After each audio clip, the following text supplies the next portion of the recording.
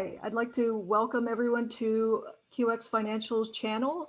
I'm joined by our special guest, Phil Shekerlian, an estate attorney, and he's provided so much helpful information to QX in the past, I'm sure going forward as well. Today, we're going to be talking about insurance and licensing as well as business plans. So I just wanted to have Phil take it away. Yeah, thanks for having me again, Sonya. Pleasure being back, and hope everybody's finding these videos useful. Today, we've talked about the types of tax elections on starting up a business, but something just as important is how much tax you pay is making sure that you're valid and you have all the proper licenses that you need. You know, there's a lot of licensing boards for all different types of professions, whether you're a service industry or a goods industry. And you really you're not legally allowed to conduct business until you have their approval. You know, there's a whole gamut of types of licensing boards out there. Some of them are really nothing more than a legal extortion where they just take your money to say that you're part of their group and that's it. There's no training involved. There's no tests involved. It's just, some of them are legal extortion. And there's some of those boards out there for attorneys, but I'm not going to mention any names to avoid any problems. But the majority of the licensing boards out there do serve a valuable purpose. They regulate their members. There's probably a test, yearly education, things along those lines. So you first want to make sure that you have the proper licensing.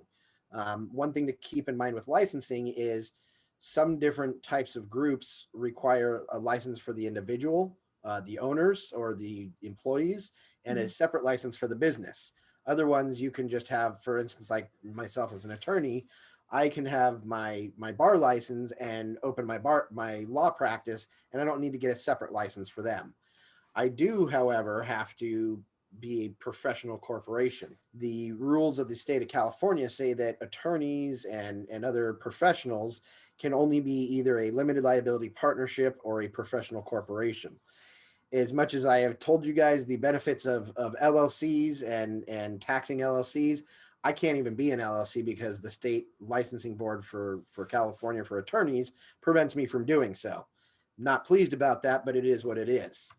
So that's something else that you really need to look into and make sure that there's no restrictions with your licensing board on what type of entity you can set up. Additionally, you need to have like a business license depending on the city you're in. Some cities require it, some of them don't. And the process to get all of those types of license can sometimes be difficult and expensive. So, make sure you've got a professional helping you out with that. If you don't do it right, it's going to cost you more time to get started and probably even more money than if you just hired somebody in the beginning. I agree. Another important component to setting up a business is insurance. Especially here in Southern California, people are super litigious. Yeah. You want to make sure you're covered for everything. You are required by the state to have certain insurance. Let me back up. So you want to make sure you're covered in case of lawsuits. For instance, for attorneys, we can have legal malpractice insurance.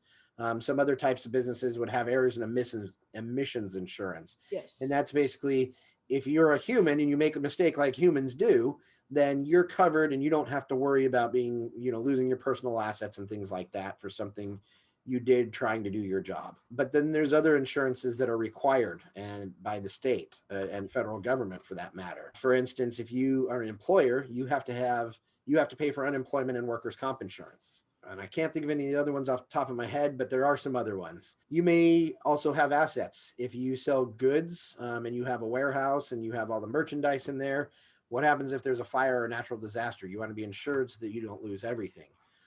Even if you're a service industry like ourselves and QX Financial, we, I have computers and I have printers and things like that. And, I've probably got, good $20,000 worth of equipment in this office. And if something were to happen, I wouldn't want to have to start over and buy that again. So I can get a business policy that protects all of my equipment here. It's super cheap. I think it's a couple $100 a year or something like that. But it's important to get the right insurance. And once again, you need to have a professional do that. I myself don't do that type of insurance. I don't believe you guys do, right, Sonya? No, not property and casualty. Yeah, but I have some insurance guys that I work with. They do my insurance and I recommend them to my clients, and they can tell you what insurances are required, what are optional, how much they're going to cost, and make sure that you get the right plan for you. Going out and trying to do it on your own, you're going to end up either paying too much, or even worse, you're going to pay a small amount, save some money, but then you're going to end up with a plan that doesn't even protect you. And when the time comes, they're going to say, oh, that was excluded from your policy. Sorry, not sorry. Yeah, So, I agree. Yeah, we definitely need experts. Otherwise, it's kind of like a Frankenstein group absolutely. cobbled So, together. Yeah, yeah, so you definitely protection. need to get an expert on that as well. And then there's other types of insurance too, like benefits. Do you want to offer the health insurance to your employees? Do you want to offer accidental death or dismemberment? And then, like I had mentioned before, permanent life insurance.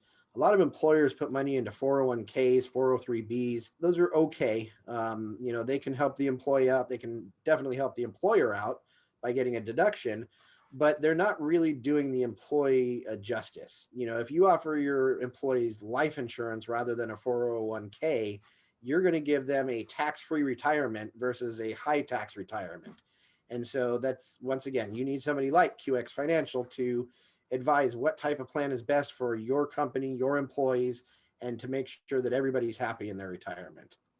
I That's exactly what employers need to consider, is that there's a lot of flexibility and, most importantly, guarantees. I mean, can a 401k or a 403b offer guarantees? I mean, I'm the one who reads the fine print at the bottom of the statement every month, and I don't see anything that says guarantees. Nope, never will. Yeah. The next part of setting up a business, I've talked a lot about you need professionals for stuff, and there's no question about it. Professionals are going to cost money. It costs a lot of money to start up a business properly. So you are going to need to have funding. If you are not blessed with wealth of your own, then you're going to need to find ways to get it, whether it's finding additional owners, investors, getting loans from the bank.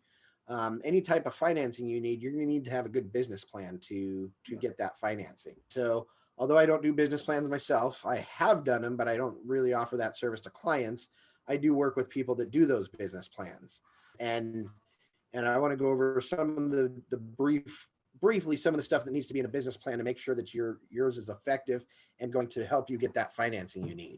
So a good business plan, it's going to tell the reader what your company's about, what your mission is, what you're setting out to do, why your company is either better or different than another company that already exists out there, what it'll take to get to your goal, and how you'll use the money that you get to that goal. You need to show, that who your target audience or marketplace or clients are, who your competitors are, and that what sets you apart. You need to have a detailed list of how much it's going to cost to run the business on a daily basis, on a monthly basis, on a yearly basis. You need to show what your projected revenues are going to be, what your profit margin is going to be on your goods if you sell goods, and then a breakdown of all your vendors, suppliers, distributors, how are you going to get your product and service out there to the market. You need to offer something in return. If somebody wants to come on board and invest in you, you have to offer them ownership interest or a really good rate of return, 20% return on investment, maybe even more depending on what you're doing, to get those investors to come in. Even with a bank, if you get a loan from a bank, they're going to ask for interest in return. They're going to probably ask for collateral.